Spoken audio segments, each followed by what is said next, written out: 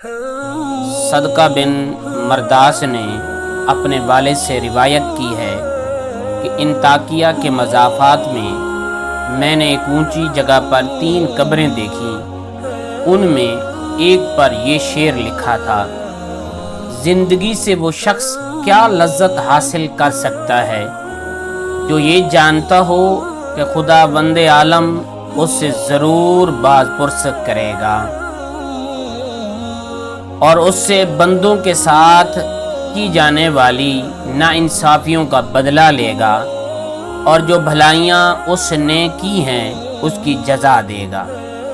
دوسری قبر پر لکھا تھا: کیا لذت پائے گا وہ جو یقین رکھتا ہو اس بات پر کہ اس پر موت اچانک آ ہی جائے گی، اس کی ساری بڑائی اور ملک چھین لے گی اور اس گھر میں ملائے گی جس کا وہ مستحق ہے۔ تیسری قبر پر لکھا تھا: کیسے مزے لوٹے گا وہ جس کا رخ ایسی منزل کی طرف ہے جس پر اترنا جوانوں کو بوڑھا کر دیتا ہے، جو چہرے کے نقوش کو بہت جلد مٹا دیتا ہے اور جس کے جوڑ بسیدہ ہو جائیں گے۔ یہ 3 قبریں ایک صف میں کوہان کی شکل میں بنی ہوئی تھیں۔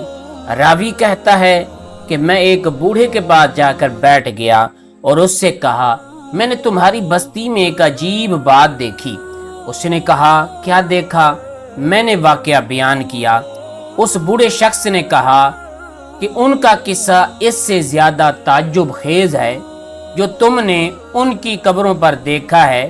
میں نے کہا: سناؤ کیا ہے؟ اس نے کہا: یہ 3 بھائی تھے۔ ان میں سے ایک بڑا عہدیدار تھا جو بادشاہ کے ساتھ رہتا تھا اور شہروں اور لشکروں کے انتظام پر مامور تھا۔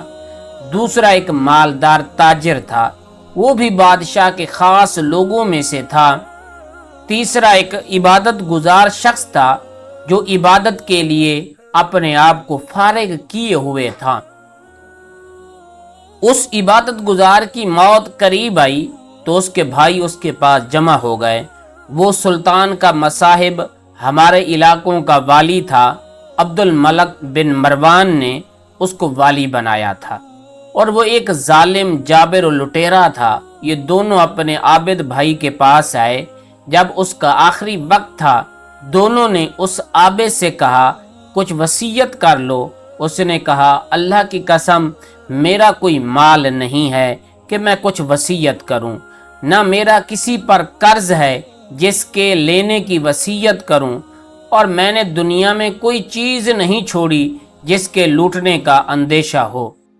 عہدیدار بھائی نے کہا: اے میرے بھائی، یہ مال تیرے سامنے ہے، اس میں جو چاہو اور جو دل چاہے وصیت کرو۔ اس نے رخ پھیر دیا۔ تاجر بھائی نے کہا: میرے بھائی، تجھے میری کمائی اور کثرت دولت کا پتہ ہے، شاید تیرے دل میں کسی بھلائی کا ارمان رہ گیا ہو جس کو مال خرچ کیے بغیر حاصل نہ کیا جا سکتا ہو۔ یہ میرا مال ہے، اس میں جو چاہو حکم کرو، اس کو پورا کروں گا۔ وہ ان دونوں کی طرف متوجہ ہوا اور کہا: مجھے تمہارے مال کی کوئی ضرورت نہیں ہے، لیکن میں صرف ایک اقرار تم سے لیتا ہوں جس میں تم وعدہ خلافی نہ کرنا۔ انہوں نے کہا: وہ کیا ہے؟ اس نے کہا: جب میں مر جاؤں تو مجھے غسل دو اور کفن پہنا کر ایک اونچی زمین میں دفن کر دو۔ میری قبر پر لکھ دینا: زندگی سے وہ شخص کیا مزہ لے سکتا ہے جو یہ جانتا ہو کہ خداوند عالم اس سے باز پرس کرے گا اور اس سے بندوں کے ساتھ ناانصافی کا بدلہ لے گا اور نیکیوں کی جزا دے گا۔ جب یہ کام کر دو تو روزانہ میری قبر پر آیا کرنا، شاید تمہیں نصیحت نصیب ہو۔ انہوں نے اس کی موت کے بعد ایسا ہی کیا۔ اس کا عہدیدار بھائی اپنے لشکر کے ساتھ قبر پہ آتا اور اتر کر ان اشعار کو پڑھتا اور روتا۔ جب تیسرا دن ہوا تو لشکر کے ساتھ حسب معمول آیا اور اتر کر رونے لگا۔ پھر جب واپسی کا ارادہ کیا تو اس نے قبر کے اندر سے دھڑام کی آواز سنی۔ قریب تھا کہ اس کا دل اس سے پھٹ جاتا चुनाचा वो घबराहट और खौफ के साथ वापस हुआ। जब रात हुई तो उसने अपने भाई को ख्वाब में देखा और उससे पूछा, ऐ मेरे भाई, तुम्हारी कब्र से जो आवाज आई वो क्या थी? उसने कहा, वो हथौड़े की आवाज थी और मुझे कहा गया तूने मजलूम को देखा फिर भी उसकी मदद न की। चुनाचा वो शख्स सुबह गमज़दा उठा और अपने भाई को और दूसरे खास लोगों को बुलाया और कहा कि मैं समझता हूँ कि हमारे भाई ने जो अपनी कब्र पर अशार लिखने की वसीयत की थी उसका मकसद मुझे तंबीह करना था, और मैं तुम्हें गवाह बनाता हूँ कि आइंदा मैं तुम्हारे दरमियान नहीं रहूँगा। चुनाचा उसने अमारात छोड़ दी और इबादत में मशगूल हो गया। अब्दुल मलिक बिन मरवान को उसके बारे में खत लिखा तो उसने लोगों को हुक्म दिया कि उसको छोड़ दो, जहां चाहे जाए। चुनाचा वो पहाड़ों और सहराओं में रहता रहा यहाँ तक कि उसकी मौत आई, और वो चरवाहों की एक जमात के साथ था। उसके भाई को खबर पहुंची तो वो हाजिर हो गया और कहा, ऐ मेरे भाई, कोई वसीयत नहीं करनी? उसने कहा, क्या वसीयत है? कोई माल नहीं जिसमें वसीयत करूं, लेकिन एक वादा है। वो ये है कि जब मैं मर जाऊं तो मेरी कब्र तैयार करके मुझे मेरे भाई के पहलू में दफना देना और मेरी कब्र पर लिख देना। कैसे लज्जत पाए वो शख्स जिसको यकीन हो कि बहुत जल्द उस पर मौत अचानक आ जाएगी और उससे अजीम मुल्क और तमाम बड़ाई छीन कर इस कब्र में उसको ठहरा आएगी जिसका वो बासी होगा। फिर 3 दिन तक मेरे पास आया करना, मेरे लिए दुआ करो, शायद अल्लाह ताला मुझ पर रहम फरमाए।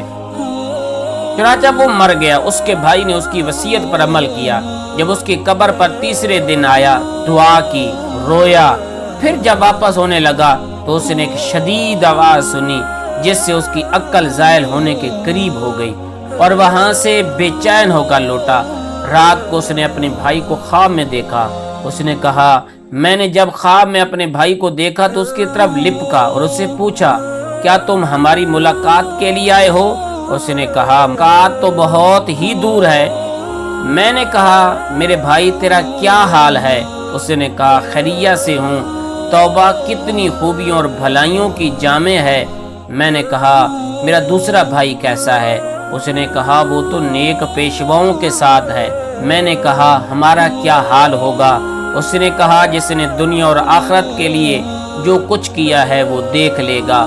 बस तुम अपनी मालदारी को फकीरी से पहले गनीमत समझो।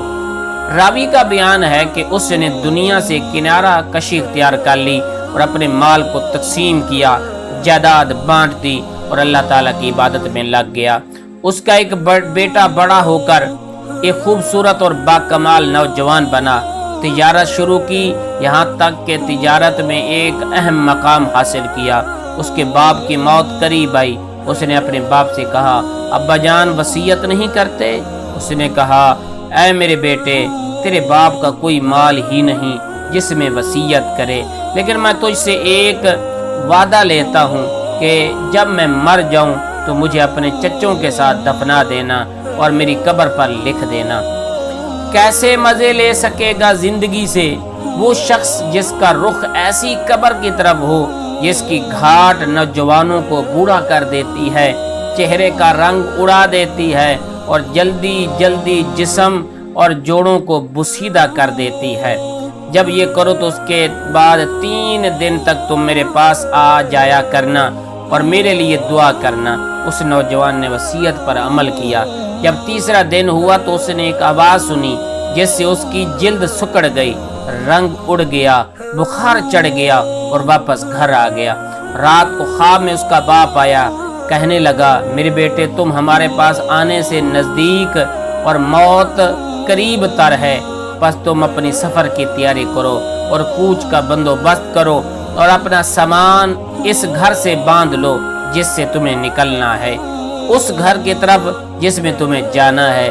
धोखे में न रहो कि लंबी लंबी उम्मीदें लगा के जैसे तुमसे पहले लोग धोखे में रहे और अपनी आखिरत के मामले में कुताही की नतीजा मौत के वक्त उनको शदीद निदामत लाहिक हुई और उम्र की बर्बादी पर कफ़े अफसोस मलते रहे। चुनाचा न उनको अफसोस ने कुछ फायदा पहुंचाया, न ही कोताहियों पर शर्मिंदगी ने उनको उस शर से निजात दिलाई जिसका वो सामना करेंगे। क़यामत के दिन अपने बादशाह की तरफ से, ऐ मेरे बेटे जल्दी करो, जल्दी करो, जल्दी करो।